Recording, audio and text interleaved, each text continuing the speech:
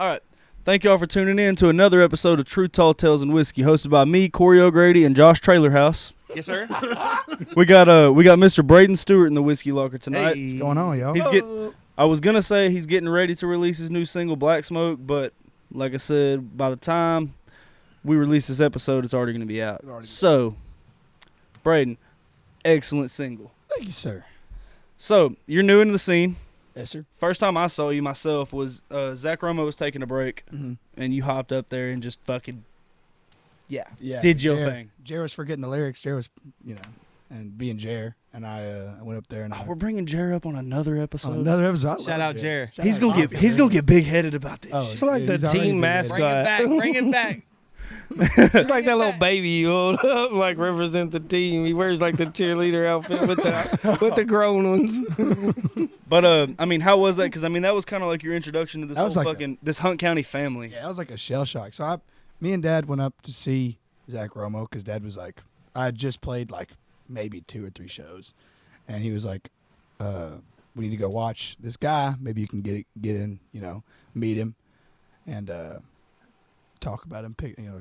Talk about music, pick his brain a little bit. And I went up there, and Jared was playing February 28th, 2016 by Co Wetzel on his break, and he was forgetting lyrics. So I walked up and grabbed the mic from him, started selling the lyrics. Might have fed Jer some shots that night. But I went up and started singing, and then Jared was like, you know what, I'm too drunk. Take it. And so then I started playing. I'd just written a couple new songs, and Dad was telling me to sing them, and the whole bar was just like cheering for me, and that was crazy because that was the first time that I'd ever really had a show, like a outing where people were paying attention to me. Right. And then Zach came in and was like cheering for me, and I didn't realize how big Zach was. I didn't realize how big of a moment that was for me. Right, because you're not from this general area. I mean, you're from right outside of it. Yeah. But I'd never, no disrespect to Zach, but I didn't even know who he was, And so I finished the break. Zach comes up on the mic. He's like, turn the jukebox on. I don't want to go on after him. And that was like, I remember. That was such a crazy experience for me. But after that, man, I've been just kind of a part of what everybody's got going on. It's a great scene to be in for sure. So I'm sitting at Sideways, and I get a text. It's like, where you at? Like, Sideways. I'm like, where you at? It's like, Sweetwater. He's like, man, I'm outside smoking a cigarette because I just let some kid play, and I didn't even want to sing after him. So I immediately just, like, hit the jukebox and acted like I need a cigarette. It's such a great feeling. And I was sitting at the table with him while we were playing. He was like, how do I go back up? What's crazy is that was like, we got to stop hyping you up so much. Fuck. Next question. Yeah, your head's big enough. Don't worry, we're going to break him down in a minute. Hey, listen. Chris going to have to widen them doors because his head got to get in so he can feed his ass. He already sings like he's hungry. He growls and shit. He's like, I don't even mean to act cocky. Y'all are the reason he's the reason I am cocky. Literally. Shit. Yeah. You aight. Yeah, that was a great night. And then after that, I was like, you know what? This is the spot I need to be. Because I was chasing Fort Worth. I was chasing different spots. Then I was like, you know what? Sweetwater, I need to book some more Sweetwater and get to know these guys better. And that's whenever shortly after I met Michael Summers. I'd already met Cody. And I was already in good with Amy. And then met Matt. And then ever since then, I've just progressively kind of gotten more and more into the Hunt County scene. Now you're in the Fort Worth scene too. You play them Rhinestone shows. You do open mic and all that. Yeah, it's a really cool, like, it's kind of like a circuit that people do. It's like, you got Rhinestone, Thirsty McNasty's, Filthy yeah, Thirsty Armadillo, and then now Union 28 I play at. There's a lot of great venues that nobody knows about. Or not that nobody knows about, but that like I didn't know about before that are have been super beneficial to me outside of this area. Absolutely, yeah. absolutely Fucking going. Absolutely. So going back to Mr. Michael Summers, I'm going to ask a question like he's in because unfortunately he didn't make it tonight. Good question, though. Places like Sweetwater. Okay. Obviously, there's a lot more places that you can play country music than other genres. I feel like for the rock kids, it's a little bit hard because there's just not a lot of more welcoming stages for y'all as maybe some of the country lanes. Yeah, I agree. How is it being somebody that is obviously like a son of the rock scene how is it balancing that between doing the country scene just because there's more places to actually play country music? So if my dad says it all the time. If you'd have told him at this point 2 years ago that we'd be chasing honky tonks, there would be he would tell you that you're stupid. So I grew up listening to rock music and country music, but I really gravitated towards the rock music just because it was so articulate. There was so much to it that there's so much to grapple onto. You can't have a bad drummer to be a good rock band. You can't have a bad guitar player. You can't have a bad singer. You have to have all these parts that mesh, and that's what I loved so much about rock music. And I always shoved country music to the side. I was like, that's for parties and stuff like that. And then, so as I started writing songs, I realized that writing with an acoustic guitar it's going to sound really cliche, but it's a lot more rock and roll than you think it is. And it's so, like, there's this attitude that comes with rock music and punk music, and you're like, this is what I have to say. This is me. This is right here. This is what I have to say to you. Pay attention to me. And so I was like, honestly, and then I got really big into the Tyler Childers stuff. I was like, honestly, if I'm going to do music, if this is what I love, if I'm going to do it, then I need to write just whatever comes to me instead of trying to write a rock song. And what ended up coming of that was almost more of a country Southern style. And I've grappled onto that, and I've held on to that for as long as I've been writing songs. So for Summers, that transition was, like he'll tell you, and he said it plenty of times on the podcast, for that transition had a lot to do with Cross Canadian Ragweed and his situation. Huge inspiration. When he listened to Shout out Cody Canada, dude, for God. sure. When he listened to CZR, that's what led him to be like, okay, country music's not just cool. like let's play some banjo, Yeah, like these guys get down. Yeah. So would you say Tyler Childers, or who would you say was that or them people for you? I guess. Childers is huge. Sorry to cut you off, but Childers is absolutely like one of my biggest inspirations. I've been a fan of his for a while though. Purgatory came out in 2017, and I was in 7th grade, and my dad was showing me our vinyl sessions, and it had White House Road, Nose on the Grindstone, Follow You to Virgie. Because me and my dad have always gotten along with music. Like that's always been our thing. It's baseball and music. And so he was showing me these songs, and I was like, dude, like this guy's not anything that I've heard. And so after that, then I got really big into Coulter Wall. Coulter Wall was like my guy. I used to work at an Italian restaurant up in 7 Points, I think, called Vitoni's, and I would do dishes. I was like 15, 16, and they're closed now. But I would just listen to the Purgatory record, and I'm gonna blank. I think it's something about Appalachia, the Coulter Wall record. I would just wash dishes. It was real like Zen. It was real like just I could get into this mode and listen to this music and listen to these songs and wash dishes. And I was like, I will never be able to do this with a rock song. Right. So after that, I was like, that was whenever I got really big into country music. Pat Green, Jason Boland, all the Texas guys. But Childers and Coulter Wall were like always these like two titans to me, like just untouchable guys. Right. And so that was kind of that was like my, I guess my Cross Canadian Ragweed. I love Cross Canadian, but that was my like awakening. Like you don't have to just have rock music to have a cool attitude about doing music. So you know what's cool about that story? To take us kind of full circle, we talked about everybody there, right? Mm-hmm. The last time Michael Summers played at Silver Saloon, I text Zach and asked Zach, what song should Michael come out to? Because Michael couldn't pick his introduction song. And Zach picked Coulter Wall, Sleeping on the Blacktop. Such a great song, man. He's otherworldly. Like I love how he stays out. He doesn't do interviews. He doesn't talk, but people know who he is. That's something that I respect a lot about him and Childers.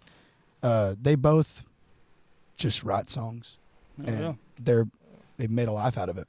And the way they write, it's not like country music. Exactly. Cold beer in a back road. Exactly. That's the heart type shit. I used to make fun of country music all the time. Like I would sit my acoustic guitar, like my family would be around, and I'd be trying to write country songs. I'd be like, oh, back road in a football game. That's that radio shit. Yeah, but like And honestly, that's a big component as to why I love this scene so much.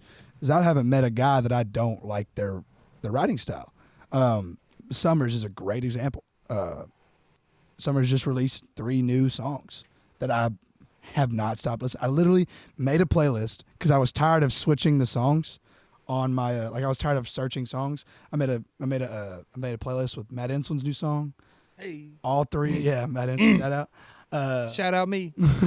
What is that called, Matt? Let's go ahead and shout Oh, it it's out. called With You. Go get that. Go get that. All it's streaming fire, platforms. Martin drop one Alright. too. Martin drop one too. Oh yeah. Hey, and don't worry, I Martin- wouldn't Boy, hitting him. boy. Yeah, Martin's is a banger. Also Gracie's. Gracie's. Yeah, Oh, family affair. Yeah, So family affair. Shout out to She's- Shelby. She won't let me not Hey. listen to that. Yeah, one. y'all check out Gracie, Shelby. man. She told us in the interview last week she's switching up the way she writes shit now. Dude, that's she's awesome. Just like, yeah, she's like, I'm growing up now. She's like, I'm writing about shit I want to write about, shit like that. That was yeah. we'll get into my writing later, but you know. The fact that you write like you're 40 years old and been through 2 divorces.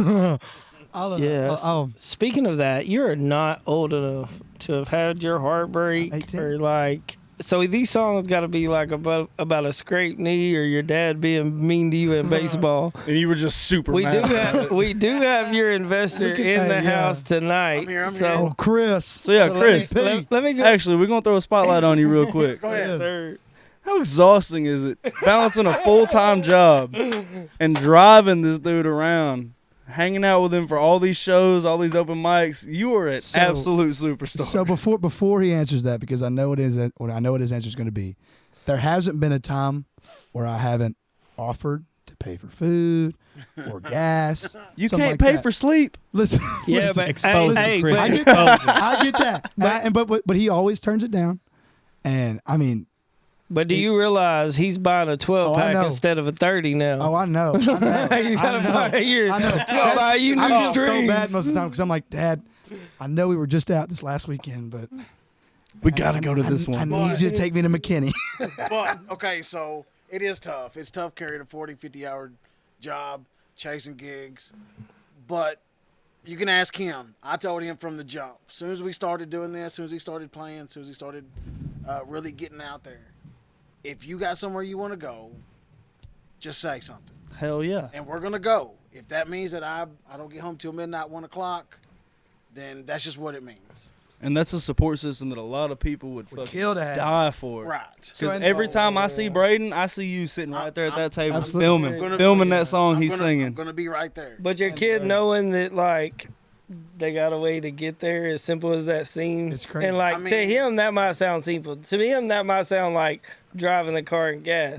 When I say I got a way to get you there, that's I mean, a lot different as a father. And it takes a toll That's for real. sure. But, you know, we've hit up places as close as Sweetwater. You know, Sweetwater's 35, 40 minutes from the house. Yeah. We've ran out to Dublin, which is 2.5 hours from the house. Just for an open mic. Just for an open mic. Just Just, for- and just I've- to show up. Yeah, and, just to and be Shout out to Dusty Moats. We ran into y'all at, what was it? Lake House. The Lake House. That was- way we- out there. we drove- other side we- of Fort Worth. yeah. We drove out there because I specifically wanted to meet Michael. Yep. And I texted Michael about this the other day because I was telling Zach about it. And I forgot to tell Michael this whole story. We had met Zach. And I know this is completely off track, but I love this story because it really shows how much of a fan I am of everybody in this scene. Like, I don't think y'all understand. Like, I used to work at this restaurant. I had all of Zach's songs, all of Michael's songs, Matt's song, I guess, you know, Matt's got 2 songs now. I would have put it on the playlist, but I don't work there anymore. All of Cody's songs, anybody who I could find that I met, I put their songs on the playlist at work, and I would just let them spin. Just let them go. And, like, people would be like, who is this? And I'm like, oh, that's Lane Hunt. Check him out. And so, like, we were still chasing open mics. We still are, but we were chasing open mics heavy. And I saw that Michael Summers hosting one. I was like, Dad, we gotta go. This is the only time that Dad was like, buddy, I got work tomorrow. Yeah. Like, I got work tomorrow. Hey, so let me mix this in real quick, and then I want you to finish. So on the flip side, little does he know why this is going on, not even knowing Summers. I'm riding out with Summers and Tony Bonds Yep. to this same open mic, and me and my daughter Shelby had been out at Martin's annual Marines birthday yeah, party. shortly after that, yeah. Yep. So we had we had been talking about Brayden, and Summers hadn't saw him. So like I went on there and was like, dude, listen to this kid's album. So the whole way to this open mic, me and Michael and Tony listened to Brayden's album. And we'll let Brayden finish the other side. That's crazy. 'Cause I think I remember you telling me about that, but to me it didn't even register.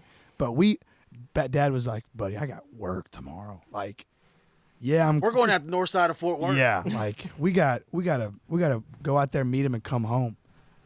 And so we're driving out there, and I'm antsy. I'm showing Dad Pawn Shop Pistol, which is still a song that we play heavy in the truck now. It definitely gets a lot of rotation. It gets a lot of rotation. And he's like, as we're driving, he's like, you know what? We're just gonna meet this guy. And so we get there, and I'm talking to, because I'd met Josh, I hadn't met Tony, but I'd seen Tony and this other dude, and we're all just talking. And then I reach my hand out to, meet this guy. I'm like, hey man, my name is Brayden Stewart. He's like, my name is Michael Summers. Nice to meet you. And I'm like, whoa.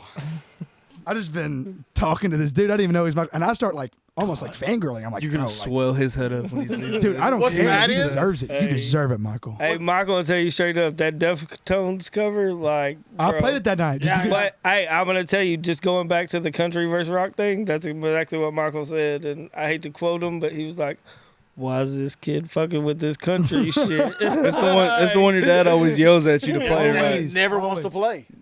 But But what's funny is when we drove out to Fort Worth just to see Michael for that open mic, we did not know it was a podcast as well. Nope. So we sat there for an hour watching Michael, and I was like, "Yo, get on the list." And it was a podcast. yeah, that was shout out to Dusty Motes too. He was doing. They were doing. It was at the lake house. Yeah. Yeah. Yes, sir. And they were doing this podcast, and I kept looking at Dad. He was on his phone. He's shaking his head. Just mad as hell. He's like, buddy, I got work tomorrow. I got a big day. And I'm like, Dad, just stick it out for another 20 minutes. And 20 minutes go by, and he'd be like, buddy, no, we gotta go. I'm like, hold on. Hey, he was in at that point. Now, we were already there, so we were there, so it's Yeah. all right. But yeah.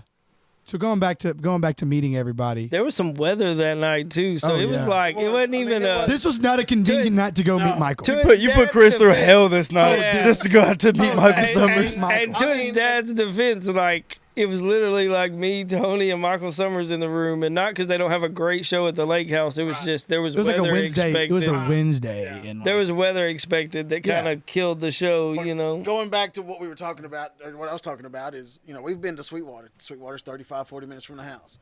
We've been to Dublin, which is 2.5 hours from the house. And we've been down to Galveston. yeah. We went down to Galveston for an hour show to open up for Don Lewis. Shout out Don Don. Lewis, So, man. yeah, Don I mean, and Don. Michael and all them, bro. I love them. No, I'm always telling him if this is what we're gonna do, I'm behind you. So And so and that was with baseball too. And I was really big into baseball. We'd drive out to McKinney. We'd be in McKinney all weekend yeah, playing tournaments. And that's still a good drive from where you're And it's Yeah, but sure. and I mean it's crazy to look at because I sat down and talked to some buddies the other day because I got a band too, and we were all just talking about gigging in general and just how kind of not taxing it is, but you're driving minimum from where we are. You got to drive an hour to get anything that's like big. I'll say that Sweetwater or anything like that isn't big, but you got to drive an hour to get like somewhere that's like we need to get our foot in. And so asking my band to come out with me on a Friday night, you got to drive an hour and a half. That's a conversation that needs to be had. Like, are you guys committed? And so we were talking about that, and it's a toll, man. And I mean, even for me, just going out there and singing a 3-hour set and then it's going to sound really dumb, but having an hour and a half ride home when I was still in school, that was hard, Hey, we seen you passenger seat princess over there. Hey, like, all right. don't quote me, but I think he had one of them sleeping masks Ooh, and hey, everything. bro. Like, Hey. I think it said diva on it. Hey, I'm telling you, hey, he did have a neck pillow. I did. He really did. Oh, yeah. But I wouldn't have been surprised if he had the little sleeping deal that said Hey, diva. I'm up there. Chris in the driver's seat just cussing under his Just- breath as Brayden's Hey, just Chris- comfortable. Chris, as hell that over is there. most time I have off Chris is too. the one that posted it. Yeah, he was like the life of musician so hard he's got to ride for an hour. Oh, dude, I remember that post. That was a gold. classic. Like any Dude, dad I would woke like up- that song. I woke up, I was getting sound checked. I was like, Chris Stewart tagged me in a post. I hope he's trying to promote the show, get people out. and it's just me double chinning all, Just getting roasted.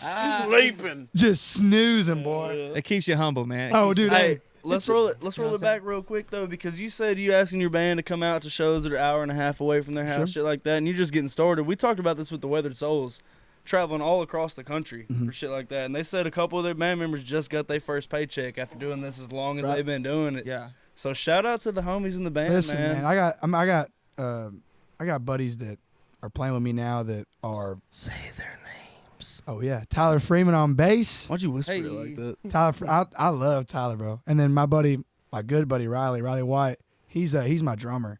Oh, he's a killer on Riley's the drums, man. Y'all better watch out.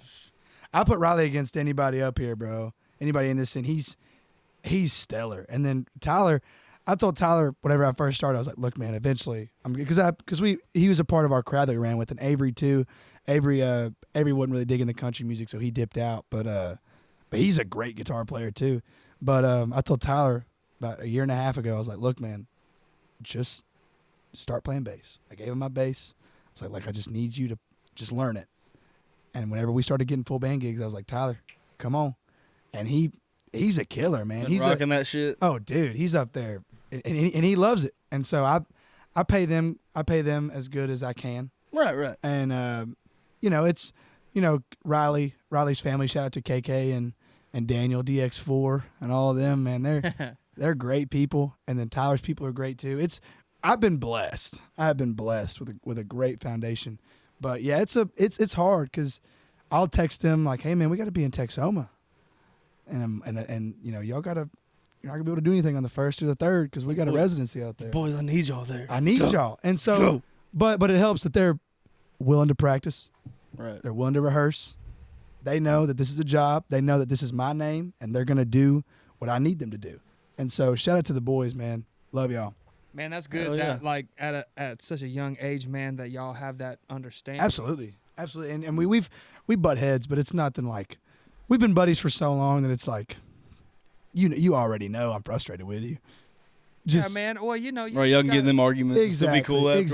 exactly. You gotta let the guys know that it's a team and it's It a is. brotherhood, and as long as you're helping them out, like they're gonna shine too. Like, Oh, you gotta yeah. let everybody get their shine. Oh yeah.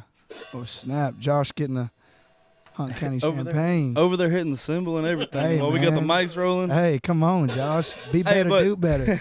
Right. So speaking about being blessed with all of that, we gonna get a little. Oh, deep. that's a great segue. We're gonna get a little deep with it. Let's do it. So, how old were you when you had this throat surgery? So, I was in Just, 4th just- grade. Just go on with it. I mean, Okay, you won't yeah. finish the question. You just Gotcha. tell the story. So I'll tell the whole story. 'Cause So this shit crazy. it's crazy. So I was from the time I was born. I don't know what went wrong, but I was born, and I had this something went wrong early in my life, and I developed these tumors on my vocal cords that we didn't know about until about 4th grade. It got really bad. I couldn't talk a full day. By the time I got home from school, I couldn't communicate with you. I couldn't laugh too hard, or I'd spit up literal blood. I couldn't cough too much. If I had strep, I'd be coughing up blood. So something was wrong, and it got really bad around the time I was in 4th grade. And so I was like 8, 9-ish, I think. We went to the doctor. We were seeing multiple specialists and stuff like that, and they were like, "You got nodules, but we need a second opinion." Well, you got tumors, but we need a second opinion. So I went to this doctor. I forget his name, but he was like, "This is bad. Like, we need to get this figured out now." Right. He was like, "This is potentially cancerous," and so that was a hard. I mean, I was young, so it didn't really register to me. But looking back, it's so crazy because I had tumors on my vocal cords. They didn't know what they were. They didn't know if they were cancerous, but they knew that they had to get them off of me. So I went into almost like emergency surgery, but I remember it being like, "Here's your diagnosis. Here's your surgery date." Yeah, it was pretty quick. Like, you got like 2 weeks. Yeah, it was a quick turnaround. Yeah. And so I remember that being a big time in my life because people were so supportive. Shout out to all the people in Scurry. Yeah, I was gonna say It was, you got to shout out to everybody in Scurry. because, yeah, that was like legit. we knew about it, and then everybody had already started like the making shirts and yep surgery date. Everybody at the school, and us included, whoever wasn't at the school, they weren't talking. wore a Team Quiet It was Game. hashtag Team Quiet Game and had my sports Had number your- on the back. Yep, sports, which was number 22. Yeah, and they Everybody was quiet. Everybody was for, you know, quiet. for what they could be for Right. the entire day. it was so crazy. I mean, I remember it making me emotional, but like, I wasn't supposed to be able to talk from. I clinically speaking, I'm really not supposed to be able to talk right now. It's kind of a gross exaggeration, but I shouldn't be. I definitely shouldn't be singing, and so. With one of the most powerful fucking voices that. Yeah. Thank you, Anyways. sir. Thank you, sir. Wow. But yeah, I mean, it was a crazy experience because I couldn't talk for an entire month after, not even by the doctor being like, don't do it. Physically, I could not speak, and I remember having to write all the stuff down on my notepad and showing it to the teacher, and So just for clarification, it wasn't a full month. He wasn't able to speak at all for a full 48 hours. Could not speak at all. I couldn't even make it. oh yeah, no, yeah. You could just do not make a sound. So he did carry a notebook. After that, it was only speak when you physically have to speak. Yeah. So he still carried his notebook, but for the first few weeks, he was not supposed to yeah. supposed to be quiet. Yeah. And So, so at this point in your life, were you singing? no, Were you well, a singer? This is So, before music. Yeah. So I'd be singing Linkin Park songs in the car with my mom, or I'd be singing like old Pat Green songs. Or, But am I wrong? nothing you like- picked up the guitar at like what 12? I think. yes. So that's another cool story. So my Uncle Thomas, and shout out to that whole side of the family. They've all been really super supportive. My whole family's been super supportive. Shout out to Nana, before I forget. But Nana specifically because she's just the best. I'm And so, talking about Debbie. Talking about that. Deb. Dude, shout out to Debbie. Oh, That's- she's big that's mad my at me. homegirl. Man. Dude, I told her you were a good Christian man, but she didn't reply. She didn't reply. Oh, no. She probably I knew really what was didn't up, think they were you know? taking the picture that quick. No, but dude, she's- I'm horrible. she's I'm the best. sorry, No, dude. Shout Come out to on. Deb. Shout Come out on, to man. Nana. Like, Nana and Papa. We and love y'all. I'm my whole definitely not family. invited to Christmas. Oh, dude, you probably still are. You're probably gonna be invited. You're getting a probably lump gonna be of invited coal. to Sunday enchiladas one day. So I flipped Sunday off the enchiladas. camera. Oh, dude. I flipped off the camera when I don't was know. taking the They picture. don't know. They don't with know. Santa I'll Claus. tell y'all after. But I want to know. I'll tell you right now. So My Nana, bad. I had Nana to apologize though. Nana is master chef of the family, and she will cook whatever you need. So we have this tradition. We haven't done it in a little bit, but usually once a month at least, we'll all get together, and she'll make just pans of enchiladas, and then whatever else we want. So we'll text her like, Nana, you know what? We need some mac and cheese and some potatoes and some cornbread, and we'll pull up, and there'll be pans of enchiladas and chicken nuggets and mac and cheese and just all this stuff. And she's for real the best. I forgot what I was talking about before. You definitely get enchiladas after this one. Oh yeah, Soon as Nana, we need to get this scheduled. Josh only gets one plate Can I- though. I know. Can I get some For enchiladas? sure. That sure. damn We've bird you already flip. discussed that half the people that I are like- in the scene are. I like enchiladas. I remember what I was talking about now. A story, guitar. Yeah. So, Were you so after I was able to speak again, I was still in sports. And then when I was like 12, 11, 10-ish, I really wanted to play drums. And I wanted to play bass because of Primus. Primus is this band from the 90s. Yeah. Les Claypool. Yeah. I forget the drummer's name. I want to say like Tim Alexander, something like that. Something And then Larry Lalonde. Lalonde. The whole band, I was so infatuated with them. And then Korn, they're over there doing whatever. throwing away notes. But no, I was really interested in. I got really interested in the musicianship of these bands. I was obsessed with like Kirk Hammett, James Hetfield, Lars Ulrich. I guess not really now, but Thank God. he's a great dude. But he's a creature. But Something just happened behind this board. what's happening, fellas? Telling my life story. I know you are. That's right. I'm sitting here trying to listen to this. I look over at Josh doing what he's doing. It's for the after hour I said, show. Josh's over here doing what he's doing. And oh my God. Let's continue. Tell your story. Anywho, Start over. so I was Start over from the top. from the top. All right. Oh my God. When I was like 10, no, I'm just kidding. But I go ahead. was really invested in the musicianship aspect of these bands, and I got really big into Korn, really big into Primus, really big into like Faith No More and like all this stuff that was just like my parents weren't playing it, but I was. But tell them what's the first concert we ever went to. Oh, okay. You're talking to Martin Soul right now. I see him over Mike there. Patton, Mike Patton is a different beast. He's the vocalist for Faith No More. But we went to. I came to Dad and I was like, "Hey man, this date, 3 Days Grace and Disturbed are playing," and he was like, "What?" And I was like, "Yeah, we need to go." And he was like, "We need to go." And we bought tickets like that day. So, like I said earlier, I've always been really big into the rock music, but I was just really invested in the musicianship aspect of it all. I wanted to learn drums. I wanted to learn bass. We did not have space for me to learn drums. I wasn't gonna let you learn drums in the house. Wasn't gonna let me learn drums in the house, and I wanted a bass. So, for Christmas that year, Tell the true story. okay. How many times have you said turn that shit down? A lot. Tell the true story now. He still tells me. All right. So the true story. We're going back to that baseball shit now where it was a bad game. So no. Chris is for like, real. I swear I wasn't mean. Keep your eyes on the ball, goddammit. Dude. Oh, God. I don't even like those words. Just come out of your mouth. I just got like PTSD. But yeah. So I asked for a bass, and my brother AJ, shout out to Jambo, asked for a guitar. Well, there wasn't a bass package that came with a bass and an amp for $100, but there was a guitar package. So that year for Christmas, we both got guitars. And so for the first like 6 months of me playing this guitar, I literally used to look up songs I could learn with 2 strings on guitar, and I would sit and pick my guitar like this, like a bass. And I learned how to slap really well because I wanted to learn bass. Well, then I kind of like Poor AJ. Poor AJ.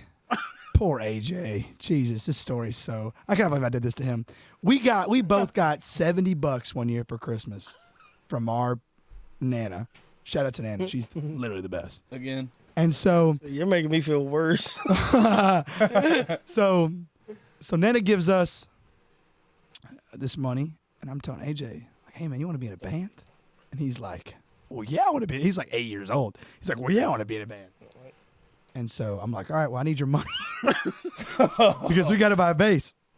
And so AJ's like, "You know what? We'll buy a bass, me and you." Well, me and AJ put our money together to buy that bass. I don't think that he touched that bass. You dig. Oh, absolutely. I don't even care. I don't even care at this point.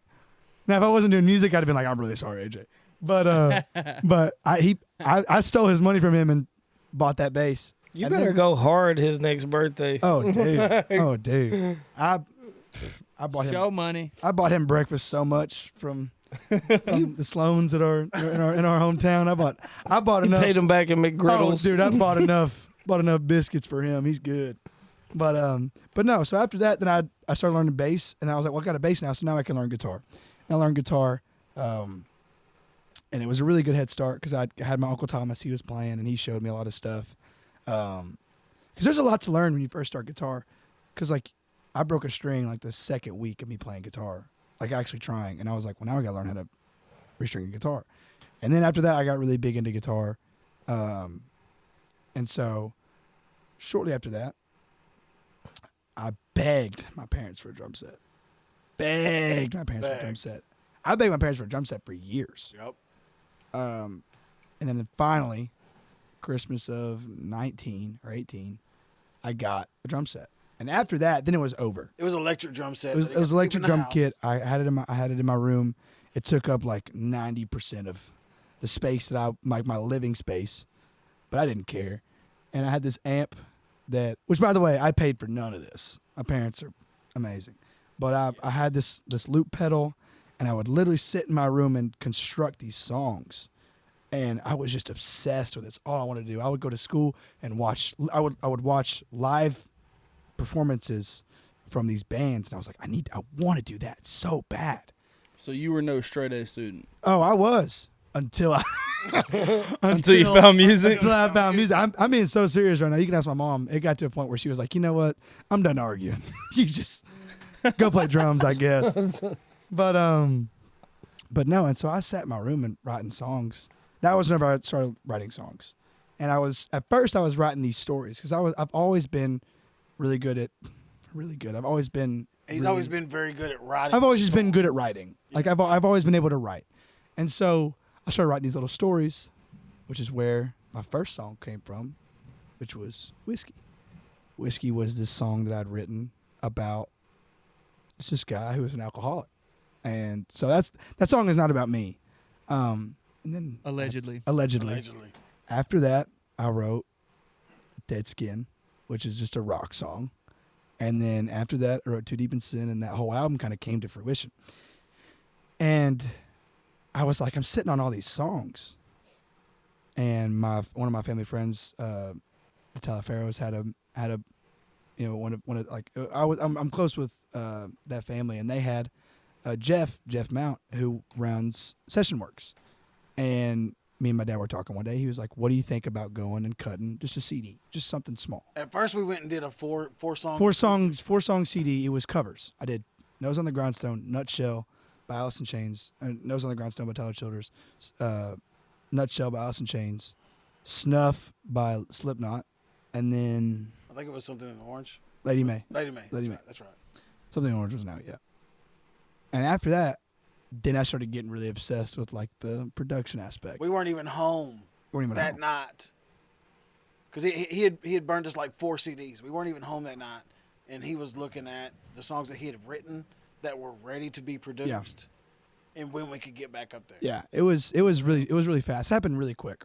And then after that, I started writing a lot of songs, and started posting on TikTok. If you look at my TikTok, it's official Brayden Stewart. You can watch my progression, and it's really crazy. I watch it sometimes, but after that, then I started. You watch writing. your own TikToks? Oh yeah, just to make fun of myself. He's obsessed with himself. I'm not obsessed with myself. All right. Wearing his own T-shirts. But so after that, I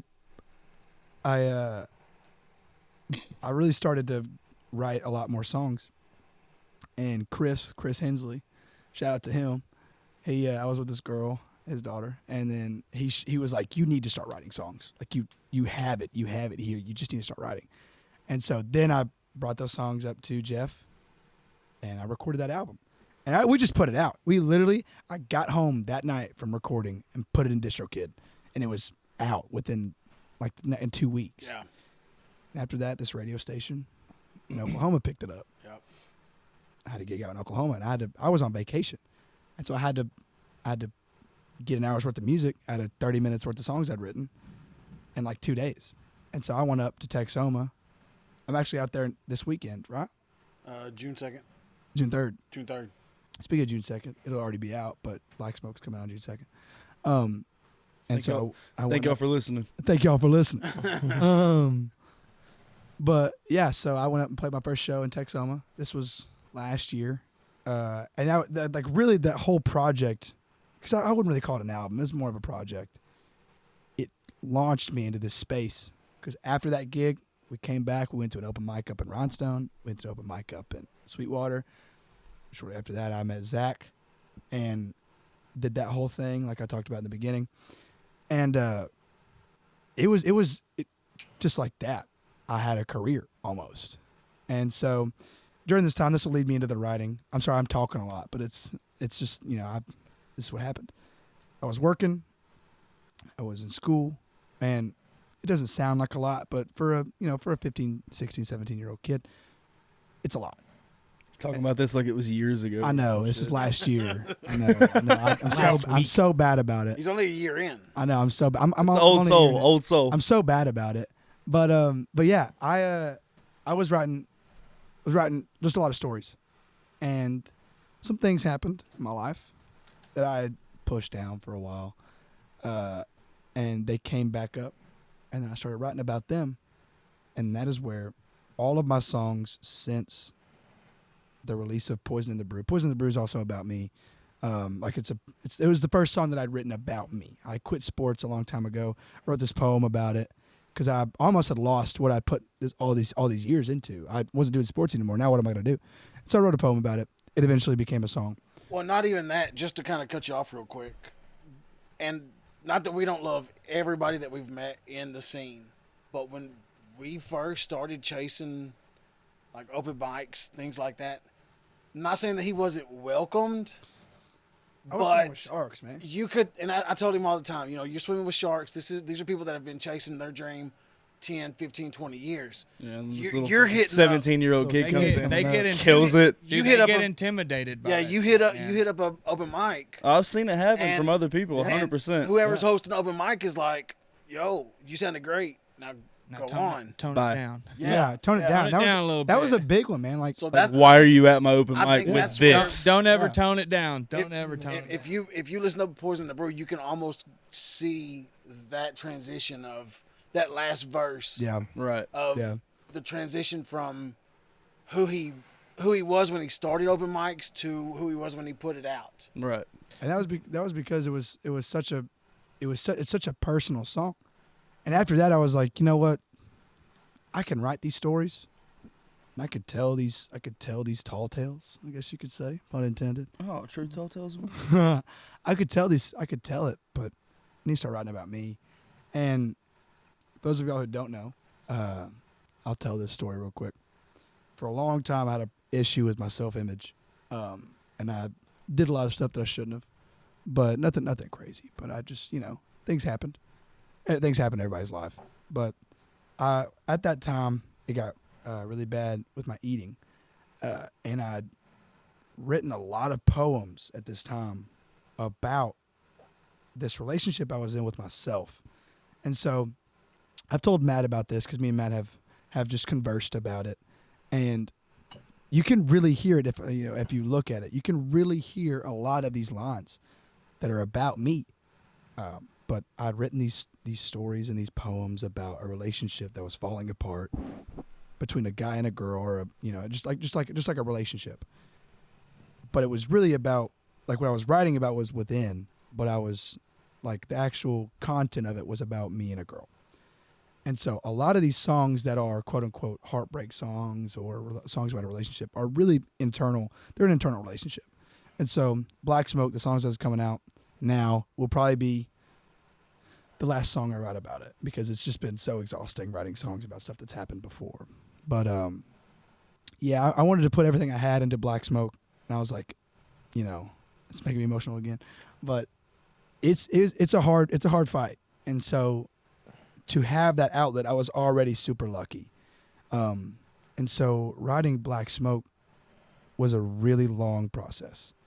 It started off as a song that I wanted to write to learn harmonica with. It sounds really dumb, but I wanted to start learning harmonica and implementing that into my playing.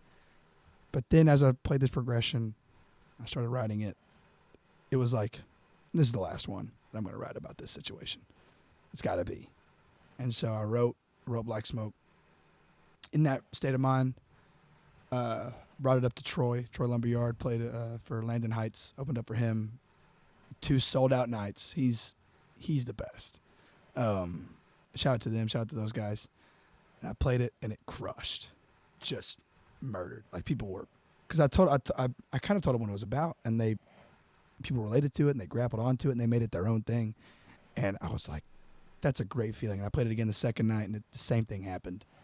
And so that's Black Smoke, but a lot of my songs are about that. And I think that's why people like my writing so much, is because it is so open for interpretation. Because of all the stuff that I've gone through, I've put it all in this music. And so, yes, you could say my music is about relationships. Yes, you could say my music is about girls. But at the end of the day, it's whatever you want it to be about. Well, yeah, it has both. I don't mean to cut you off, but No, dude, you're good.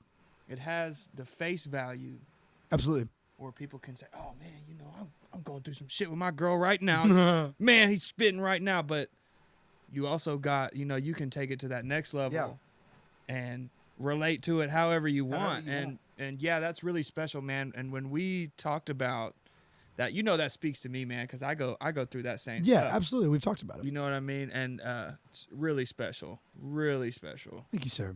I've always been, ever since you came on the scene, man, I was like, this dude's songwriting's next level. Mm-hmm. Like, I hear a lot of guys, put out music, and they put out songs, and some guys are going for that corporate thing. Some guys are like, this is just what I like. Yeah. But I'm like, dude, Brayden's there, and he don't even know it. Like, does he even know it, or does he know it? Does he know it? You know what I mean? But I like to say pro level. It's some pro level stuff. Thank you, sir. And to Pro level on the notepad over Yeah. there. Level. And to go a little bit full circle on that, we released it on our after hours, and not just a shameless plug. After hearing this story, you should go back and listen to it. He sat in this room, and it was a room like it was totally 20 unplanned, 20 people? totally unplanned night. Standing room only. We went around the circle, and like it was nothing but names you'd know. And he sat there and told that story and sang that song in front of everybody, and it was like he was already super welcomed in this area, no matter what. But watching it, it was like a coming of age moment that was just awesome. That was super special to me because I've like a really big reason. I'm stuttering a lot. I'm sorry, but a really big reason I was so excited to come onto this podcast was to tell that story because I've always wanted that outlet, but I didn't want to like shove it in people's face, like, oh, I had this problem. But I just wanted people to know. I wanted people to be like, because I mean I am young, and I'm not saying that as like I'm so young, I'm so good. No, I am just I'm 18, but these songs that I have can be perceived as really deep, but it's just I just wanted these people to know what they're about because I have a great life. There's nothing that's bad. There's nothing bad that has happened to me, but I wanted like these people to understand like these songs are outlets for me, but they're open for interpretation. You make them what you want it to be. I don't want people are stingy with their art. A lot of my friends are, and I tell them all the time like once you release the art into the world, it's no longer yours. It's no longer what you have, and so that. And I've learned that as we've gone on, your art is what you have until you release it, and then it's what other people want it to be, and that's huge. It's huge for me, because it's a way for me to tell you how I feel, but also, you have it now. It's yours.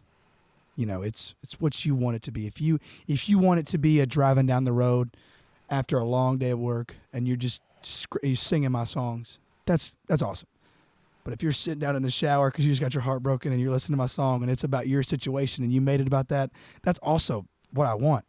And so that's big boy shit right there. I'm guilty of both of those. Yeah, that's big boy shit. Well, hey, to them people that were telling you to turn it down, just remember they don't realize you're practicing to sing in full of a room or an arena full of people. We know that now. And we realize that. Thank you. We realize that. Thank you. So Brayden, I got to climb out from the soundboard here just to ask you a question because I told you before. We've talked about this. I'm a fan of yours. Thank you so I'm much, truly a fan of yours. I think your sound, I think your writing style, I think the way you play guitar is amazing. All right, so I sing Black Smoke in the shower. Pretty much every fucking shower I take.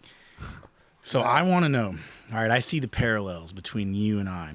As you listen to the same kind of rock. You're an older soul. Absolutely. And I'm old enough to be your dad. So I want to know where that came from because, like I said, I see the parallels. You have an amazing voice. You and I we have amazing voices.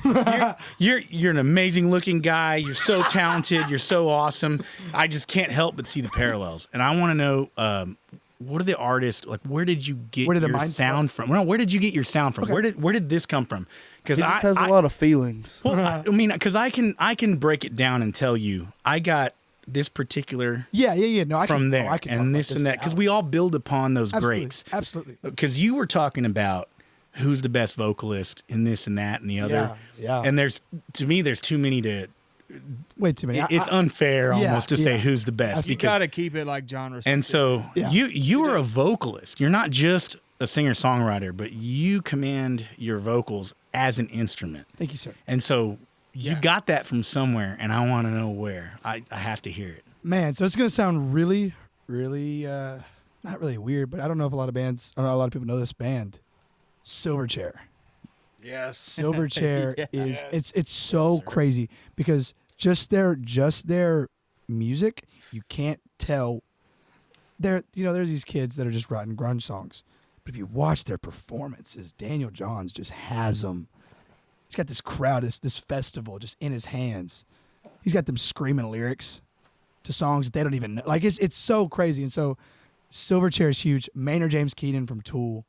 Hell yeah. God, I was waiting on you to shout Tool out. Yes, dude. Like, sir. I can't even log on to my YouTube because it's linked to the TV in the living room. It's all Tool videos. It's all Silverchair or Tool. Yeah. yes, sir. So that's and like I was I'm glad saying, you're 18 because this is like porn for Martin. The good thing is these are all things that, I mean, everything was on rotation Look at in the Josh. truck. We would roll from legit. We can be deep into rap and then roll right into yeah, just a Texas country Yeah. or Tool. I mean, there was never something that was off. yeah. I mean, you know, like the heavy metal, I don't get into. But if I would show him songs But all if the it's time. something, again, if he wants to be like, "Hey, Pop, check this out," put it on. Yeah. You got the aux. and that's something that like really shaped my artistry. I don't even know if that's a word, but it's something that really shaped how I became as an artist, because I'm inspired by so much music, so much. I'm like, you got Mac DeMarco, Frank Ocean, these guys that are super indie almost, and then you got guys like Rex Orange County. You got guys like over here that are like, like Tyler the Creator, that are breaking grounds with music that's not rock or rap, or I guess you could say it's rap, but it's genreless. And so I've always loved how they have gripped me. They've these artists have dug their claws into me and not let go yet. And I've always wanted to be that. And you said before, vocals, your voice is an instrument. And that is something that has stuck with me ever since you told me it. But I use my voice, I hate sounding arrogant, but I use my voice to make you feel how I felt in this time. I've been blessed with this rasp. I've been blessed with this almost like it's longing in my voice. And I'm not trying to stroke my own ego, but it's true. Just because I hear it in myself. And outside of you can feel it. Yeah, Every and that's- single I time. say it Every single jokingly, but you sound hungry, and Yeah. like I mean that in a good way. Yeah. Like, you sound like you want it. It's singing with meaning. Yeah, and it's because even my covers that I do, I'm trying to make you feel how the song made me feel. I'm trying to make you feel something. Whatever you gotta feel, feel it from me. If you're just in a bar room and I'm singing in it, and it's a Tuesday night and you're not trying to pay attention to me, I'm gonna get your attention somehow. And it also draws back to the sports thing. I'm so competitive, and so I want you to hear what I'm hearing or hear what I'm feeling, and I'm gonna do whatever I can to get you to feel that. And so, like Martin has told me, vocals are an instrument. Anybody can sit there and play guitar. Anybody can sit there and sing, but to have you feel how I felt or make you feel some type of way, that's a different ballpark entirely. It's a superpower. It absolutely is. It absolutely is. I feel like that's a superpower. If you can make an entire crowd feel what you're feeling. Absolutely. Feel the sadness, feel the anger, feel the hate, feel the happiness. Feel whatever you have. And people have told me before, you're too young to feel this type of way. It doesn't matter how I'm feeling and when I'm writing these songs. How can I make you feel?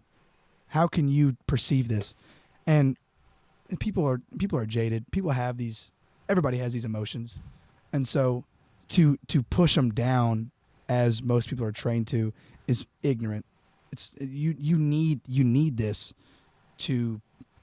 energy to put into what you love. And so whether I'm sitting in my room at 3 a.m. crying, writing a song because some girl told me, broke up with me, or I'm sitting in my room trying to construct a piece that's going to make somebody feel what I felt this one time, what I felt 3 years ago, what I felt whenever I had these tumors in my vocal cords and I didn't know if I was going to be able to ever talk again, but I used my voice to make people laugh, and that was all I had. That was all I wanted to make people feel how I felt. And it's however you take your energy and put it into what you love. That's what makes people. Absolutely. That's what makes the world go around. Absolutely. I can Man. talk about this for hours. Well, man, I tell you what, Hey, don't you cut have it off. superpowers. And that's all I'm going to say here. Stop you swelling his head. I'm sorry, I have to. You command that microphone like someone beyond your years, and I will tell you that you have an old soul, And I can't wait for you to cultivate that as you grow as an artist. so- I'm going to follow you the entire time. So Martin, I got one more question before we get out of here. We have Corey wrap this up. Been a great time, boys. And this is for Brayden especially. And it's not for you, like you have to answer it. Here we go. Listen, you don't have to answer this one, Brayden. Is there somewhere that a young Brayden Stewart can go listen to a young Martin Antonio? Ooh. I don't understand the question. Yeah, what are you getting at with that? Like, YouTube. you did a lot of things, Martin, especially in the rock lane that people don't know about. There is. Is there somewhere Brayden can go Brayden's- listen yeah, I've to already the- told him about it. I've I've already calling told on him. the war. Yeah, I already told him Oh, about some it. of the old Martin Antonio. Yeah, Martin, like, that's what I'm saying. A young Brayden Stewart needs to listen to a young Martin Dude. Antonio because Martin did some of the things that Brayden's aiming No, to do. Braden I plugged doesn't him need to in. know anything from me. Braden needs to be Braden. Because Braden's I've fantastic. already showed Dad Yeah, I plugged calling him on in. war. I plugged him in. And for the other side of the question, I have a lot of songs that I wrote a long time ago whenever I was writing rock songs that I want to eventually, because they're pretty good. Like the riffs and stuff are pretty good, and I want to eventually release those songs. But that'll be down the line. But yeah, in the gist of it all, I was inspired by rock, and then Tyler Childers came in my life, and now I've got a career out of music. Hell yeah. All right, Brayden. I got one thing. All right, I got Matt. one get thing before you take it away, Corey. I'm being told close. I gotta say this. You got it. You got it. It's all We you. got time for me to Yeah, speak. come on, Matt. We What you always got boy? time for you, Hey, Matt. I We didn't- always hey, got check time it for out. you, Matt, I'm gonna need a pro level question. Check it out. This ain't a question. I'm about to give Brayden his flowers, man. So check it out. Me and Brayden have gotten to share the stage plenty of times. And man, one of the first ways that me and Brayden just clicked is the competitive energy, man. Yes. We love it, right? We love it. I love that. And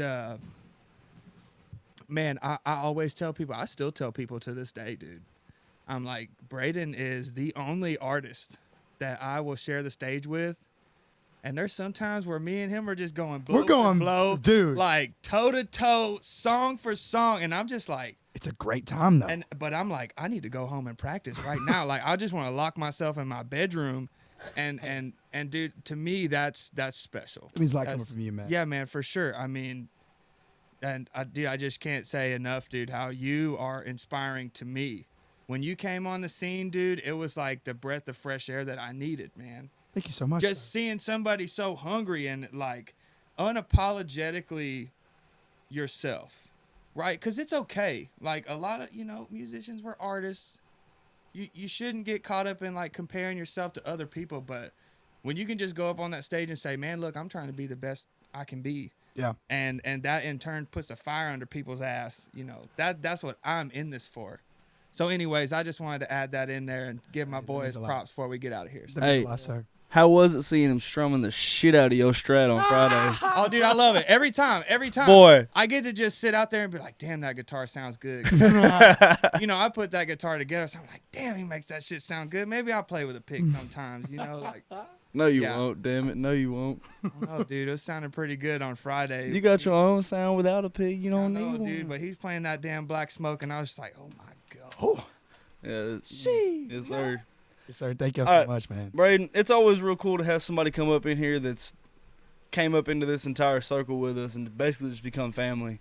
And we just sit in here and bullshit and talk Oh, about sure. just why you are the way you are. Oh yeah. But all right, yeah, we're just gonna close it out now because this is one of the longer episodes we've done. Hey, that's cool with me. I got a lot to say. It's all Big good. ass head. Hey, Got to air it out a little bit. Yes, sir. at least y'all talking about somebody else's head other than mine for once. Shit. Man, Hey. thank y'all so much for having me, man. It means a lot. Absolutely. man. Thank y'all again for tuning in to another episode of True Tall Tales and Whiskey. Yes, sir.